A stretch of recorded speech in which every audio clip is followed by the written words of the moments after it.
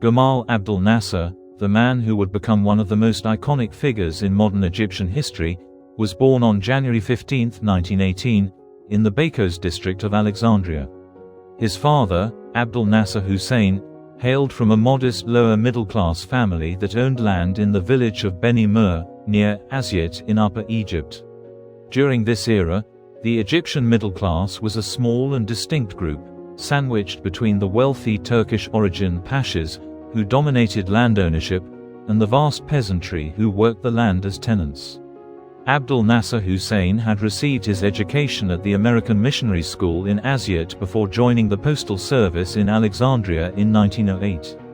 In 1917, he married Fahima Muhammad Hamid, the daughter of a coal merchant. Together, they had 4 sons, with Gamal being the eldest. Gamal shared an exceptionally close bond with his mother, and her tragic death in 1926, during the birth of her 4th child, left him heartbroken. At the time of her passing, Gamal was living in Cairo with his paternal uncle Khalil, and only learned of her death several months later. His father's decision to remarry in 1928 further strained their relationship, creating a lasting emotional distance between them. Gamal's childhood unfolded against a backdrop of profound instability in Egypt. For centuries, the country had been part of the Ottoman Empire, which ruled over the Middle East and the Balkans from Constantinople, modern-day Istanbul. However, as Ottoman power waned in the 18th century, Egypt began to carve out a greater degree of autonomy. European influence in the region surged after the opening of the Suez Canal in 1869, a project initially driven by the French but ultimately dominated by the British. By the 1870s, the British had effectively established control over Egypt, albeit unofficially, to protect their vital sea route to British India. When the Ottoman Empire entered World War I against Britain, Egypt's status was upgraded to a British protectorate. While the war underscored British dominance, it also ignited a wave of Arab and Muslim nationalism across the Middle East and North Africa. In 1919, Egyptian nationalist leader Saad Zaghloul led the Egyptian Revolution, demanding independence from British rule. The British initially resisted, exiling Zaghloul to the Seychelles, but eventually relented, granting Egypt greater autonomy and establishing the independent Kingdom of Egypt in 1922, with Sultan Fuad I becoming King Fuad I. Zaghloul returned from exile in 1923, and his WAV party won a landslide victory in the national elections the following year. Despite the appearance of independence, British influence remained deeply entrenched. British troops continued to be stationed in Egypt, and London maintained significant oversight to protect its strategic interests, particularly in Cairo and over the Suez Canal. During these turbulent years, Gamal's father was frequently transferred from one location to another due to his work with the postal service. Gamal often moved with his family, relocating to Asyut at the age of 3 and later to Katatba, north of Cairo. Between the ages of 7 and 9, Gamal spent 3 years in Cairo, studying at the El Nahassin Elementary School while living with his uncle Khalil, a civil servant. During this time, Gamal excelled academically and developed a love for exploring the area around Al-Azhar University. In 1929, he attended a private boarding school in Helwan, south of Cairo, before returning to Alexandria to rejoin his father, who had been reassigned to the Mediterranean port city. In 1930, while studying at Ras El Tin High School in Alexandria, Gamal joined a student demonstration in Manchia Square without fully understanding its purpose. After being arrested by the police, he learned that the protest had been organized by the Nationalist Young Egypt Society, which was opposing the Egyptian government's annulment of the 1923 constitution to reduce the power of parliament. This experience marked a turning point for Gamal, as he began to develop a deeper political consciousness and a growing opposition to British rule in Egypt. In 1933, Gamal moved to Cairo with his family and enrolled at the El Nada School, where he became head of the student union. Living near the National Library, he spent much of his free time reading biographies of historical figures who had shaped Egyptian history, such as Alexander the Great, Julius Caesar, Napoleon, and Lawrence of Arabia. He was also deeply influenced by revolutionary leaders and nation-builders like Otto von Bismarck and Giuseppe Garibaldi, who had unified Germany and Italy in the 19th century. Additionally, Gamal drew inspiration from Egyptian nationalists like Mustafa Kemal, the anti-British lawyer and journalist who founded the Egyptian Nationalist Party, and Ahmed Shawki, regarded as the greatest Arab poet of his time. Another key influence was Tawfiq al-Hakim, whose novel Return of the Spirit, published in 1933, called for a charismatic leader to guide Egypt to freedom from European colonialism. As a teenager, Nasser was introverted and sensitive but deeply aware of the injustices in Egyptian society, including British interference and the stark inequality between the wealthy elites and the masses. In 1935, he wrote to his close friend Hassan al-Nasher, expressing his belief that Egyptians needed a leader to inspire them in their struggle for freedom. That same year, widespread demonstrations erupted across Egypt demanding the restoration of the 1923 constitution. Nasser led a student protest in Cairo on November 9, 1935, and was shot by police. His actions were reported in the nationalist newspaper Al-Gehad, and on November 12, King Fuad I reinstated the constitution in response to public pressure.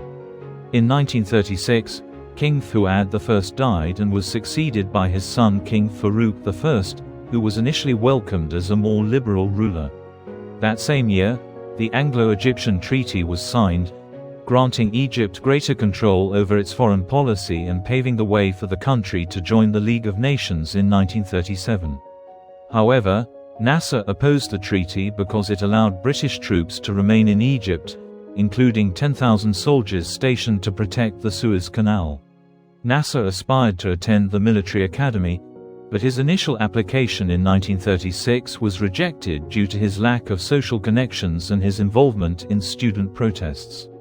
Undeterred, he reapplied and was eventually accepted in March 1937 after petitioning General Ibrahim Carey, the Undersecretary of War. During his 17 months at the military academy, Nasser formed close friendships with Abdul Hakim Amir and Anwar Sadat, relationships that would profoundly shape Egypt's future. Nasser excelled in his studies and graduated quickly in 1938 as a second lieutenant.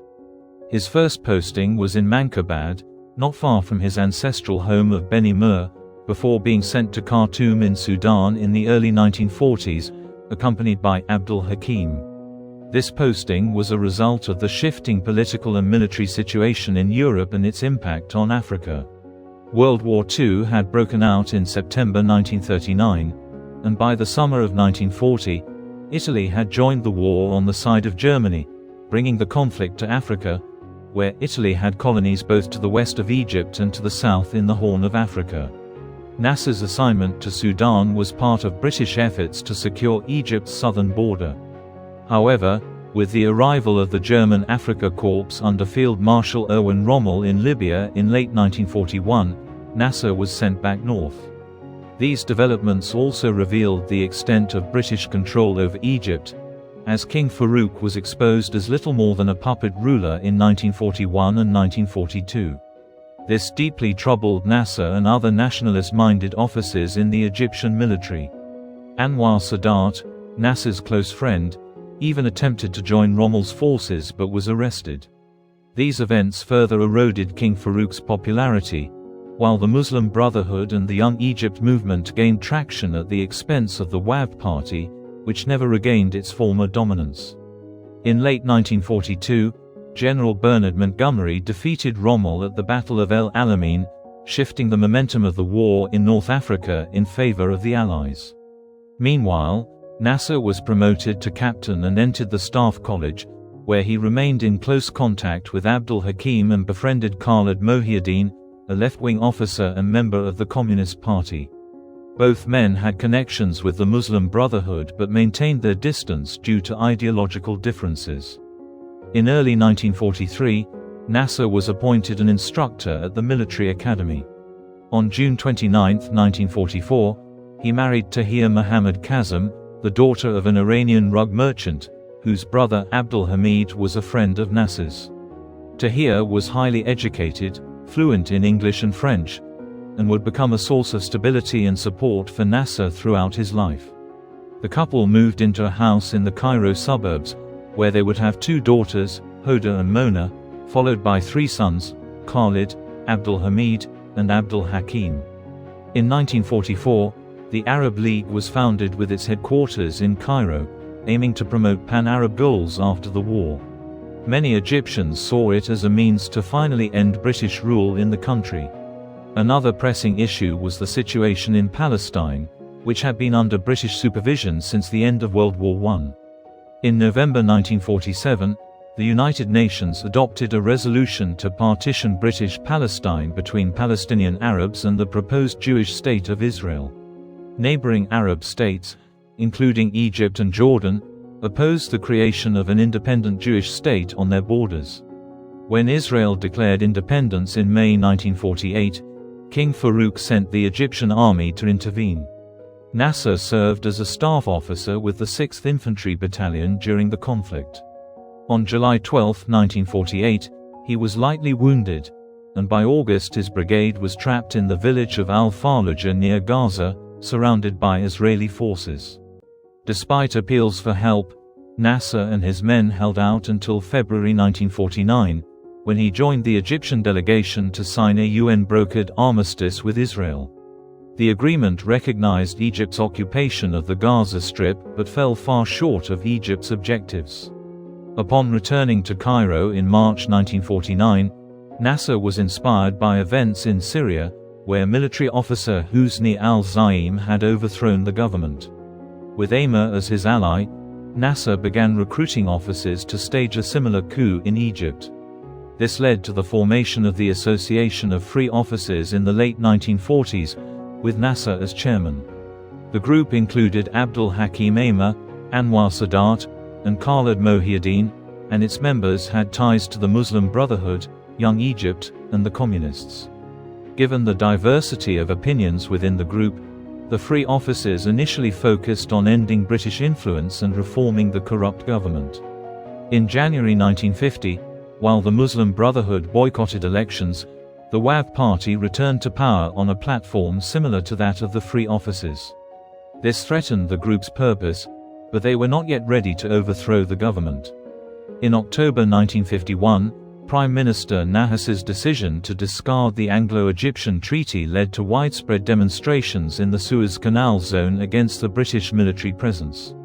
Meanwhile, tensions grew between King Farouk and the Officers' Club, with Nasser pushing for General Mohammad Naguib, a decorated war hero, to be promoted to a senior position. This became a point of contention between the Crown and officers like Nasser. The situation came to a head in July 1952 when Nasser learned that King Farouk had a list of the Free Officers members and planned to arrest them. Nasser rushed to launch a coup, recruiting General Naguib as its figurehead due to his own relatively junior rank. On July 23, 1952, the Free Officers seized key points in Cairo, and Anwar Sadat announced the creation of the Revolutionary Command Council (RCC), with Naguib as chairman and Nasser as vice chairman. Nasser then demanded King Farouk's abdication, and on July 25, Farouk left Egypt for exile, leaving his infant son as King Fuad II.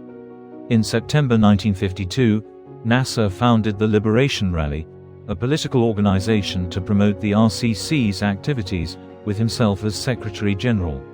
The coalition that had brought the Free Officers to power soon fractured due to ideological differences with the Muslim Brotherhood and the Communists. In January 1953, Nasser and the RCC proposed abolishing all political parties except the Liberation Rally, a move opposed by Naguib. Despite their rivalry, Nasser and Naguib agreed to abolish the monarchy, and on June 18, 1953, Egypt was declared a republic, with Naguib as president and Nasser as deputy prime minister and interior minister. Nasser soon moved to undermine Naguib. In February 1954, he had Naguib kidnapped and while he was detained, appointed Abdul Hakim Aimer as commander-in-chief of the army and assumed the role of prime minister himself. Nasser forced Naguib from the presidency in November 1954 following an assassination attempt orchestrated by the Muslim Brotherhood. With Naguib removed, Nasser became Egypt's de facto military dictator. In less than 10 years, Nasser rose from being an obscure mid-ranking military officer at the conclusion of the Second World War to initially leading the Egyptian Revolution and subsequently seizing power himself soon after. Not satisfied with this achievement, in the subsequent years, he aimed to position himself as a pan-Arab leader in the Middle East and North Africa, representing a new type of ruler who was liberated from the constraints of monarchy and dedicated to a form of socialism. As a result, he advocated for land reform after seizing power in 1954, while his ambition to be recognized as an Arab leader was evident in his establishment of the Voice of the Arabs radio station to disseminate his anti-colonial and Arab nationalist message. At the same time, he was receiving requests from the British Foreign Secretary, Anthony Eden, regarding joining the Baghdad Pact, a proposed alliance among Middle Eastern nations and the United Kingdom, aimed at integrating several Muslim countries into the Western, US-led coalition during the Cold War against the Soviet Union. Exhibiting his opposition to the Western powers, Nasser declined to join the pact and also urged other Arab nations to refrain from doing likewise. Ultimately, the Baghdad Pact was comprised of only 5 members: the United Kingdom, Iraq, Iran, Pakistan, and Turkey. Instead, in April 1955, Nasser participated in the Bandung Conference in Indonesia alongside the host President Sukarno, India's Jawaharlal Nehru, Yugoslavia's dictator Josip Tito, and Premier Zhou Enlai of the Communist People's Republic of China. The 37-year-old Nasser bolstered his international standing and came to be regarded as one of the key figures at the conference, after which Egypt joined Indonesia, India, and Yugoslavia in proclaiming neutrality during the Cold War, an affiliation that would later be termed the Non-Aligned Movement in 1961. The members of this movement sought to maintain connections with both the Soviet bloc and the West, without pledging allegiance to either side. In this context, Nasser requested military support from the Soviet Union to defend against Israeli incursions into Gaza and along the Egyptian border. The Soviets consented and directed Communist Czechoslovakia to facilitate the transaction to create the appearance that the arms were not being supplied directly from Russia. The arrangement directly contradicted the Baghdad Pact, and while American officials worked through diplomatic channels to persuade Nasser to annul it, the agreement was finalized in September 1955. After assuming power in 1952, Nasser and his fellow members of the Revolutionary Command Council resolved to allow themselves 3 years to solidify their hold on the nation before establishing parliamentary institutions. In January 1956, a new constitution was released that created a National Assembly consisting of 350 members. However, this was enacted within a single-party framework under the Liberation Rally, and Nasser had no plans to surrender power through free and fair elections. Following a referendum in June 1956, the constitution was ratified, and Nasser assumed the presidency of Egypt, while the Revolutionary Command Council was dissolved as part of the transition to civilian rule. However, despite the significance of these events, Nasser was not entirely secure in his position when viewed from the international perspective. The Israelis were apprehensive about the possibility of Nasser uniting the Arabs for another conflict against Israel, while the British and French felt threatened by his anti-colonial rhetoric and support for Algerian rebels striving for independence from France, and the Americans aimed to halt his drift toward the Soviet sphere. In 1956, Nasser's relationship with the Western world faced a profound crisis. During the mid-1950s, while the Revolutionary Command Council governed Egypt, Nasser and his governmental allies decided on a new infrastructure initiative intended to revolutionize the Egyptian economy. This involved constructing one of the largest dams worldwide across the River Nile at Aswan. The objective of the project was to exert greater human control over the Nile's annual flooding, and to serve as a hydroelectric initiative, which would alter the nature of Egyptian agriculture and create a substantial new source of electricity to support the country's projected industrialization. The Aswan Dam project had obtained foreign financing in the mid-1950s. However, Nasser's decision to acknowledge the communist regime in China in May 1956 combined with the arms deal with the Soviet Union from the prior year and ongoing clashes with Israel along the border, prompted the U.S. to withdraw its financial support for the Aswan Initiative, a move quickly followed by Britain and the World Bank. In response, Nasser declared the nationalization of the Suez Canal Company, which was still predominantly owned and operated by British and French shareholders, in July 1956. Soon after, Egyptian military forces moved to seize control of the canal, which had largely remained under European authority even following the Egyptian Revolution. This event triggered the Suez Crisis. Nasser's nationalization of the company, in the name of the people, was received with enthusiasm in Egypt and across the Arab world, but with indignation in European capital cities. Britain, France, Israel, and the United States began to contemplate their options in response. Upon hearing the news, the pro-British Iraqi Prime Minister, Nouri Said, who was in London, sought a meeting with Anthony Eden to discuss how to handle Nasser, advising the British Prime Minister to hit him hard, and hit him now. In spite of U.S. President Eisenhower's attempts to prevent war, Eden was inclined to agree with Said's viewpoint and pursued authorization from his cabinet to use military force against Nasser. He dismissed American requests to pursue international arbitration, recognizing that Nasser had the legal right to nationalize the company, yet viewing it as a direct assault on Britain's national interests and reputation. He rationalized British actions to the international community on the grounds that the Egyptians would lack the technical expertise to manage one of the world's vital waterways, and that Nasser's actions could affect global trade. Nasser's own propaganda, which was disseminated through the radio channel Voice of the Arabs, targeted the British consistently while attempting to avoid provoking the Americans. At the UN Security Council, the Soviet Union supported Nasser while the British and French were opposed to him, and the United States rejected military action. This situation ensured that Britain and France were compelled to operate independently without UN or US sanction. Within weeks, a collaborative plan among British, French, and Israeli forces was developed to invade Egypt and regain control of the canal, along with significant portions of the Sinai Peninsula. The coordinated military operation commenced on the 29th of October, 1956, as Israeli troops moved into the Sinai Peninsula to the east of the canal, while British and French forces bombed Egyptian military installations. Despite some of his allies encouraging him to capitulate, Nasser pledged to continue fighting and established a people's militia of 400,000 men, which he named the Liberation Army.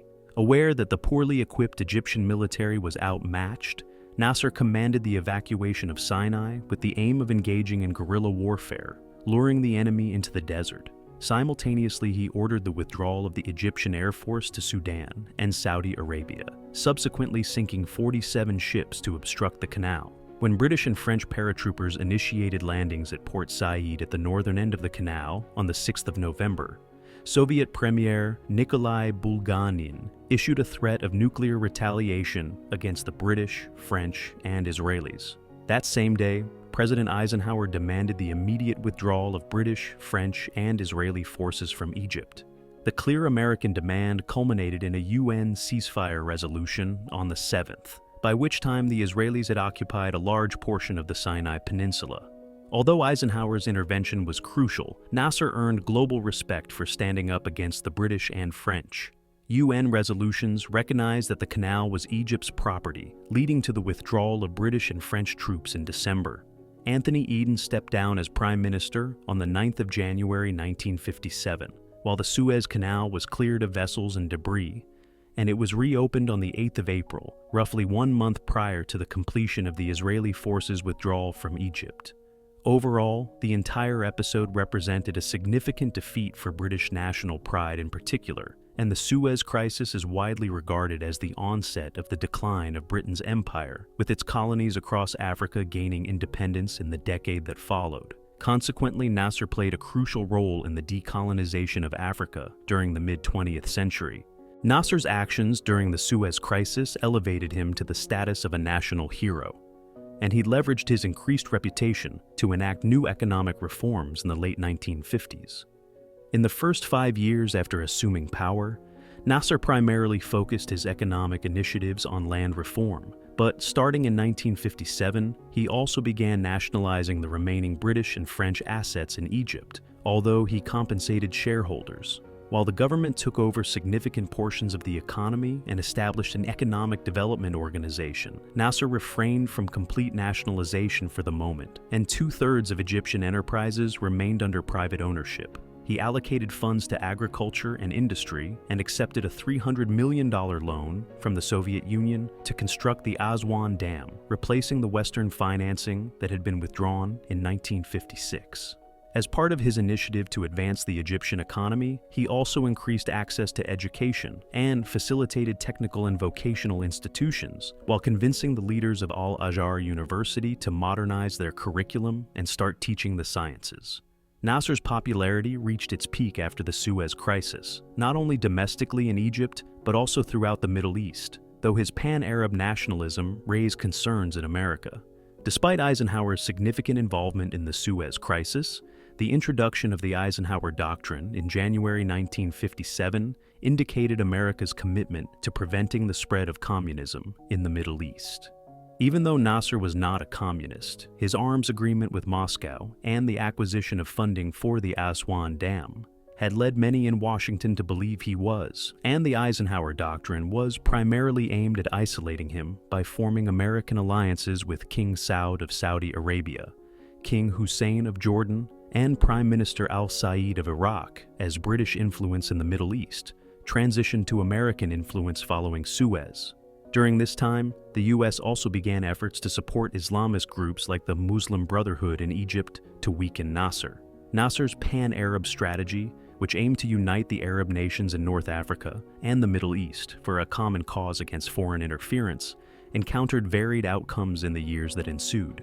Conversely, in 1957, King Hussein of Jordan started to steer his nation away from Egypt diplomatically, concerned about the threat Nasser's popularity posed to his authority in Jordan. However, the situation was different further north in Syria. The country had faced significant instability after the conclusion of French colonial rule in 1946, with the radical Ba'ath movement and the communists both struggling to weaken the more moderate government. Nasser was soon drawn into this conflict. In January 1958, a group of Syrian army officers traveled to Egypt to request that Nasser endorse a political union between Egypt and Syria. They were separated by Israel and Jordan, but he consented on the stipulation that he would retain full control of the newly merged state. A new National Assembly was to be formed with 400 Egyptian and 200 Syrian delegates. With this unusual arrangement established on the 1st of February 1958, the United Arab Republic was announced with Nasser serving as its president. Later that month, he traveled to the Syrian capital of Damascus and paid a visit to the tomb of Saladin, the Islamic warlord who had led the Muslims during the Third Crusade at the conclusion of the 12th century. In a speech delivered by the tomb, Nasser pledged to follow Saladin's example to achieve total Arab unity. The establishment of Nasser's United Arab Republic startled the Arab world, and Nasser's competitor, Iraqi Prime Minister Nouri al-Said, now sought to counter it and safeguard his own position by pursuing a royal union between Iraq and Jordan. Nevertheless, prior to any such royal union being executed, the Iraqi monarchical government was toppled in a military coup that resulted in the slaughter of the royal family in Iraq. On that same day, having struggled to suppress pro-Nasser sentiments in his own nation, President Camille Chamoun of Lebanon invoked the Eisenhower Doctrine, leading to U.S. Marines landing in Lebanon. Nasser was apprehensive about a U.S. military invasion, but the election of Fuad Chehab as president of Lebanon in September 1958 alleviated tensions, and both sides reached an agreement to settle their disputes the following March. Meanwhile, Nasser aimed to integrate Iraq into the UAR, but the new military regime there was reluctant to do so. In March 1959, Nasser supported an attempted coup by Iraqi officers in Mosul to seize control as an initial step toward incorporating Iraq into the United Arab Republic. But the insurrection was suppressed, and Nasser would have to be satisfied with governing only Egypt and Syria. Although he opposed communism, by the late 1950s, Nasser was employing communist methods to manage the economy in Egypt and Syria, In 1956, he had appointed the young economist Aziz Sidki as Minister of Industry, and Sidki developed a 5-year plan announced in 1960 to boost private investment in economic development. In July 1961, Nasser enacted a series of decrees to nationalize banks, shipping companies, and heavy industrial enterprises, while other firms were mandated to sell a controlling stake to the government. Having neutralized the left, Nasser believed that these measures would weaken the capitalists and landlords and reinforce his rule in Syria. However, the nationalization decrees instead instigated a coup on September 28, 1961, by a faction of army officers who opposed the union with Egypt.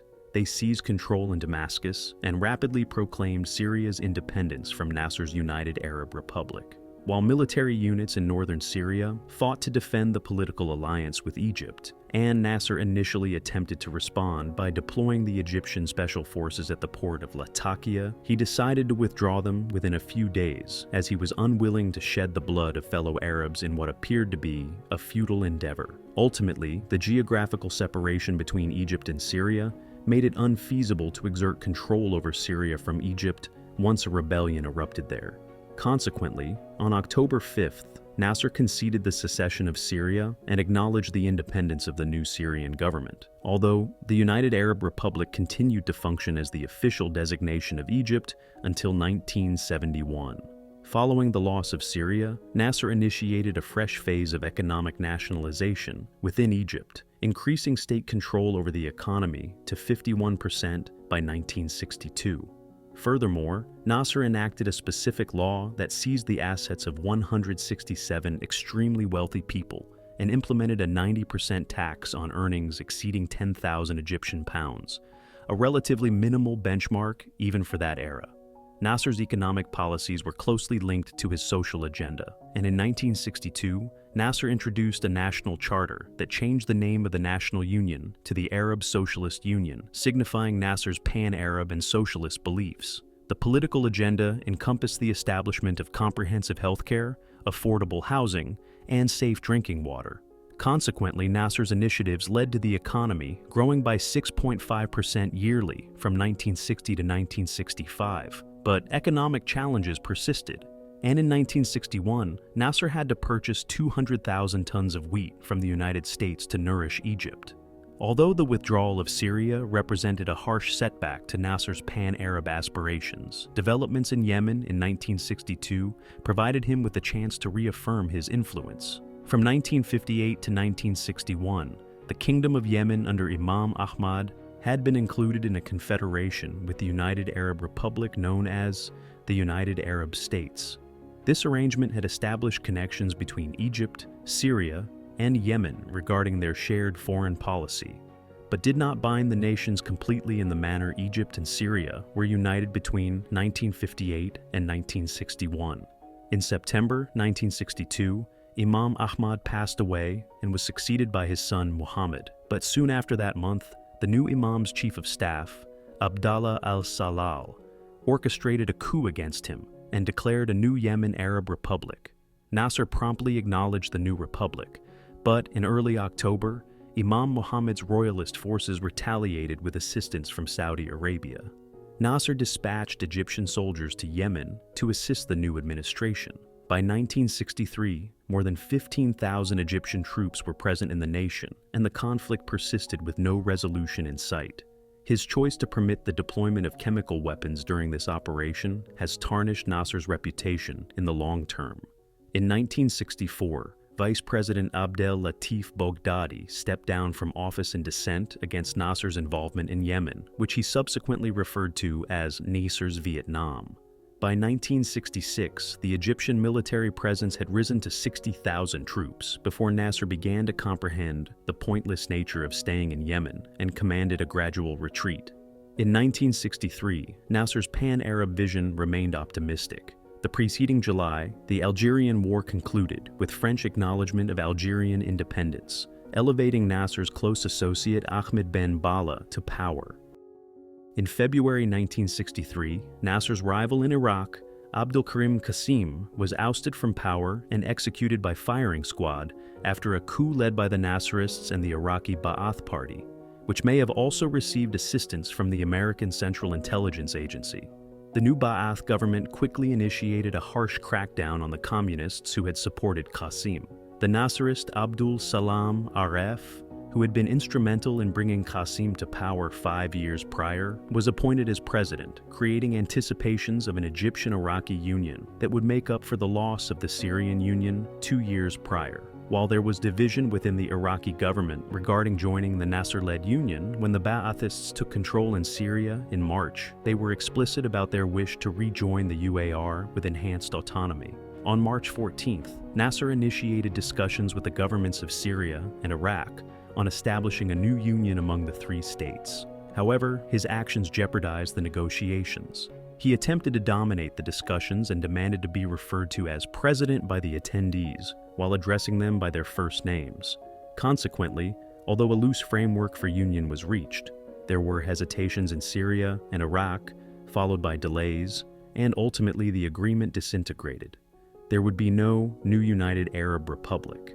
Nasser's socialist economic reforms and his military involvement in Yemen undermined his political standing in Egypt, and by the mid-1960s, his rule was being increasingly challenged within his own administration. Nasser had willingly transferred command of the army to his close associate Amer.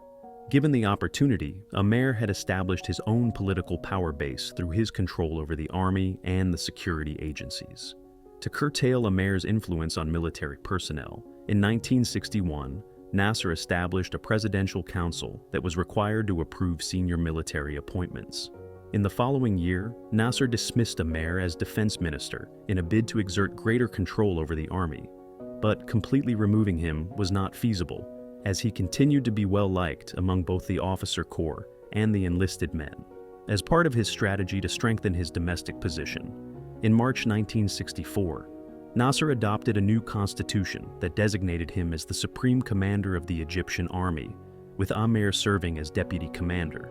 In March 1965, Nasser was re-elected for another 6-year term as president after an election in which no other candidates were permitted to participate.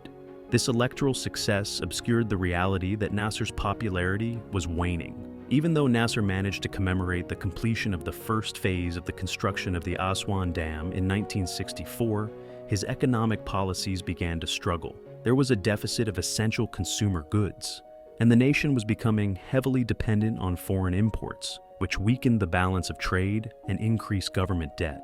While striving to solidify his grip on power domestically, Nasser still faced persisting challenges regarding Israel and his relations with other Arab leaders. Nasser was convinced that Arab unity was essential for addressing the situation with Israel. In January 1964, after discovering that Israel intended to reroute the waters of the Jordan River to irrigate the Negev desert, he convened an Arab League conference in Cairo, during which he approved the establishment of the Palestine Liberation Organization, directed by the Palestinian diplomat Ahmad al-Shukayri.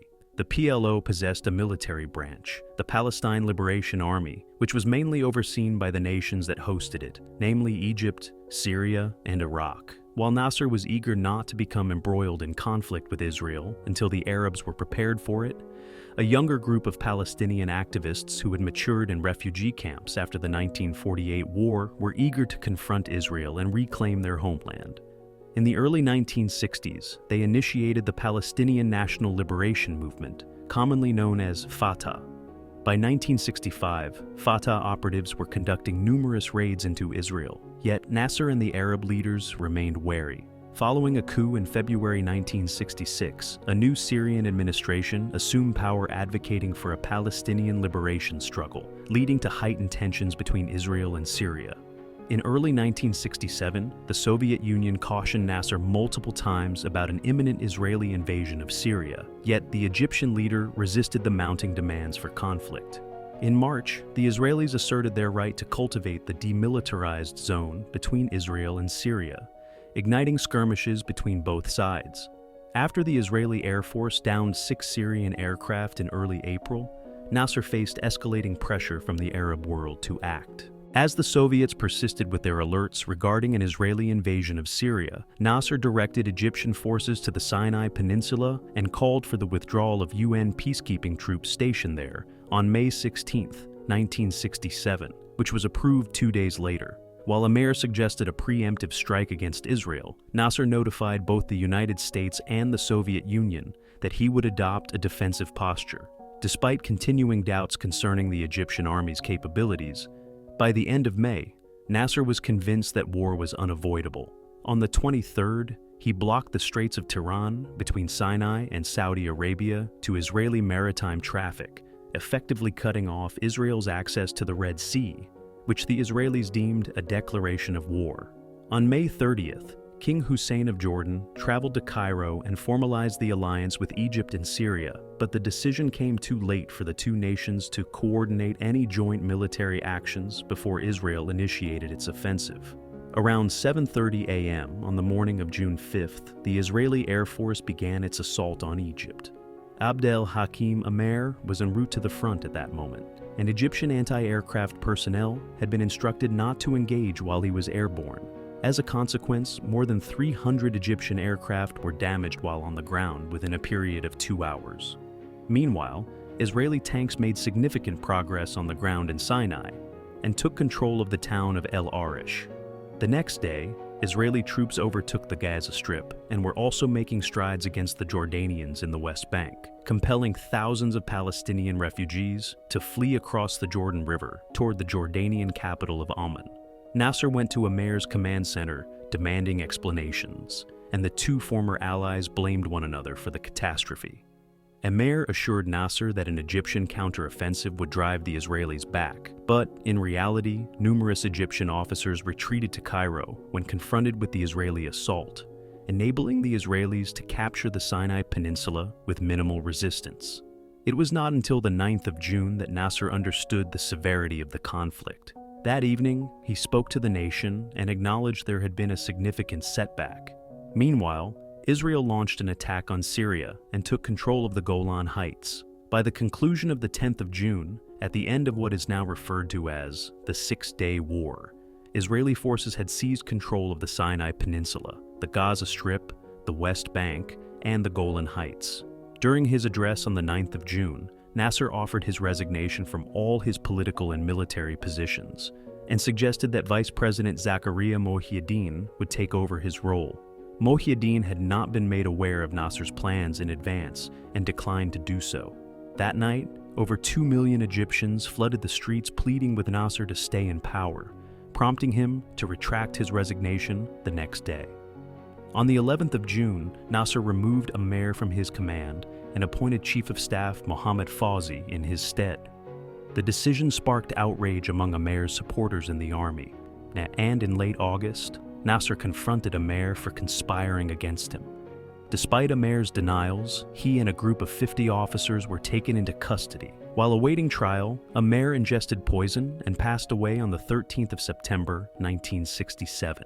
Despite the rivalry and animosity between Nasser and Amer that led to the latter's tragic end, Nasser continued to refer to the deceased commander as the person closest to me.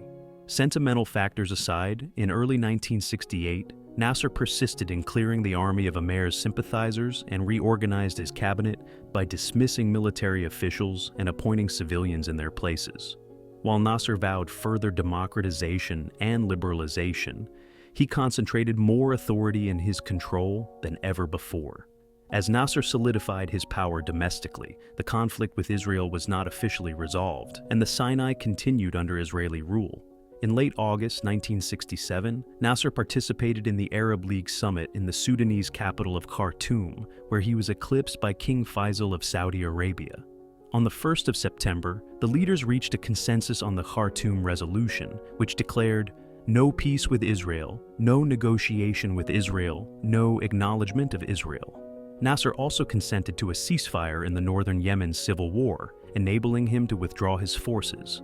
In November, Nasser backed UN Security Council Resolution 242, which demanded Israeli withdrawal from the territories seized during the Six-Day War. The Soviet Union offered Nasser military assistance to aid in the restoration of the Egyptian army.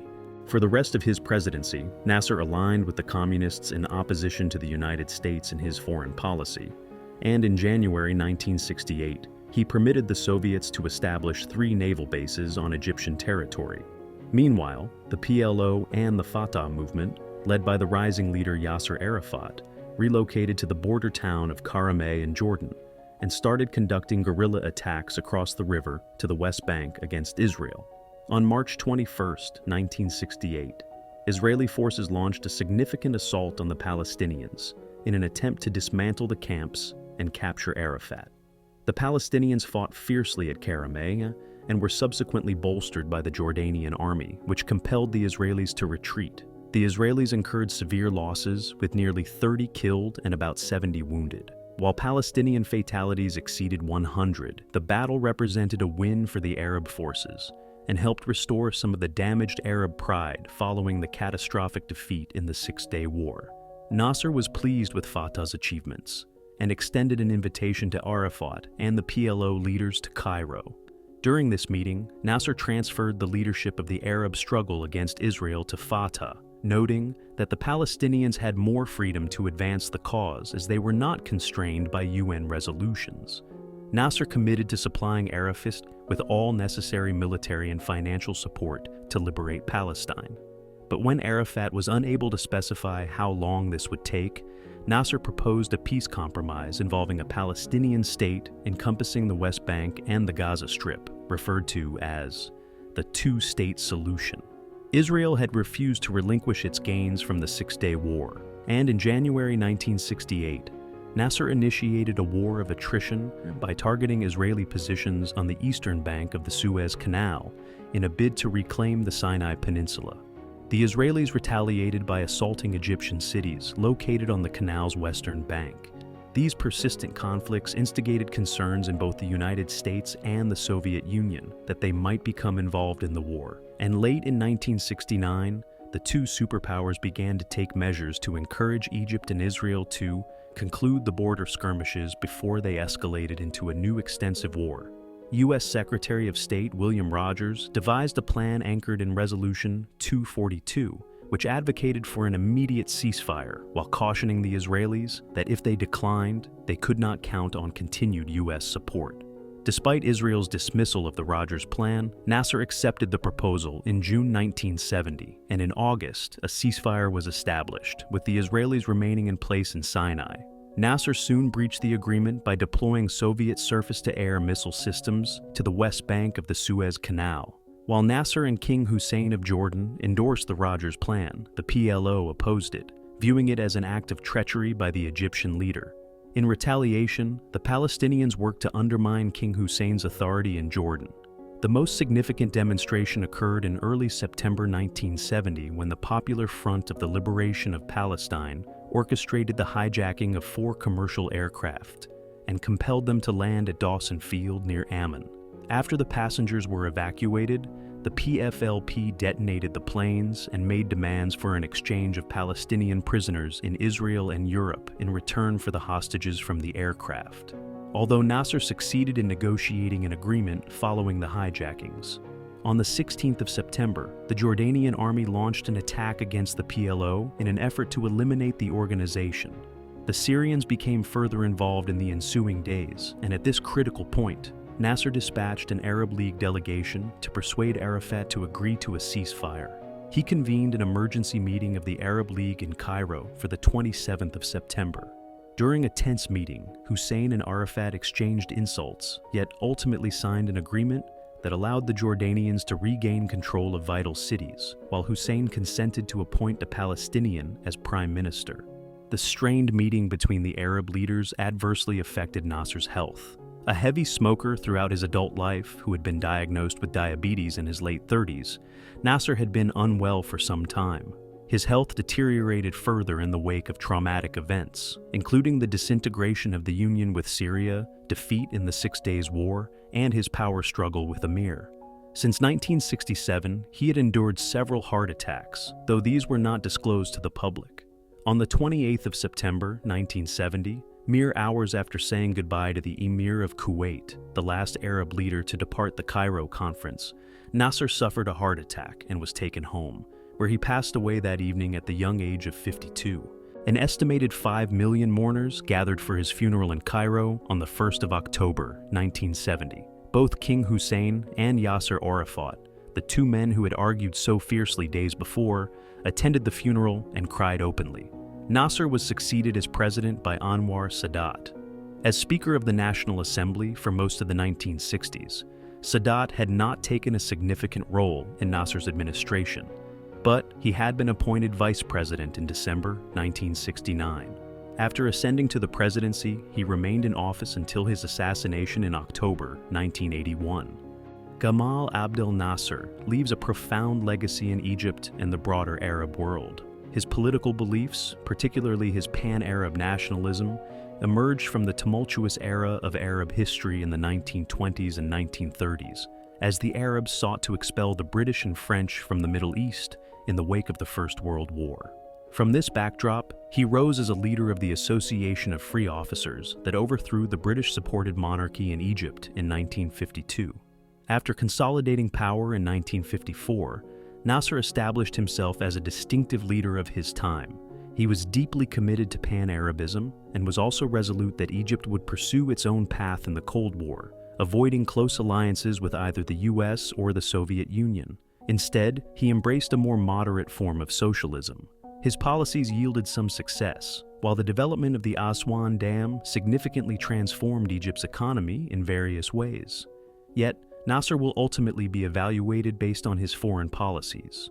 On one hand, Nasser's choice to nationalize the Suez Canal and his defiance against Britain and France appears reasonable in hindsight, ending European interference in what was a sovereign nation, while it has also secured for him a position in the records of broader modern history as African decolonization hastened rapidly after Suez. However, in other areas, his initiatives were less effective. The United Arab Republic was brief. His involvement in the North Yemen civil war during the 1960s was misguided, and his stance towards Israel left Egypt more vulnerable on its northeastern border at the time of his death than when he came to power in the mid-1950s. In summary, there were both achievements and setbacks during Nasser's rule, but there is no denying he was one of the more significant figures in modern Arab history. What are your thoughts on Gamal Abdel Nasser? Was he one of the most remarkable political leaders in Arab history who dealt a severe blow to British and French colonial aspirations at Suez? Or is this overshadowed by his poor political choices in the 1960s? Thank you for watching. I hope you found this video helpful and inspiring. If you enjoyed it, don't forget to give it a thumbs up and subscribe for more content like this. Share your thoughts in the comments below and let me know what topics you'd like to see next.